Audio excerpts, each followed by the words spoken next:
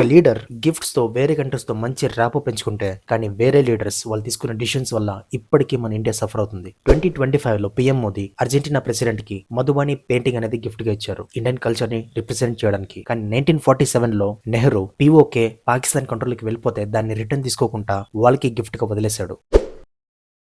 క్రోటియా leaders కి Kumbh water gift గా ఇస్తే 1950లో నెహ్రూ ఇండియాకి వచ్చిన UN security council permanent seat chance ని వదిలేసి చైనాకి సపోర్ట్ చేశారు. 2025 లో పీఎం మోదీ ఇటలీ పీఎం కి ఒక melody chocolates as a gesture గా ఇస్తే 1962లో నెహ్రూ చైనా ఆక్యుపై చేసేస్తే దాన్ని తిరిగి తీసుకోకుండా వాళ్ళకి గిఫ్ట్ గా ఇచ్చేశాడు. 2025 లో పీఎం మోదీ థాయిలాండ్ పీఎం కి silver coated Ram Mandir as a gift గా రిప్లికాని ఇస్తే 1974 లో ఇందిరాగాంధీ కచ్చతీవు ఐలాండ్ ని శ్రీలంకకి వదిలేశారు. చెప్పాలంటే ఇప్పటికీ తమిళనాడులో ఉన్న ఫిషర్ మ్యాన్స్ ఇప్పటికీ ఫిషింగ్ చేయడానికి ఆ బార్డర్ కి వెళ్తే శ్రీలంక ఆర్మీ వాళ్ళని చంపేస్తున్నారు. సో మీరేమనుకుంటున్నారు? కమెంట్ చేయండి.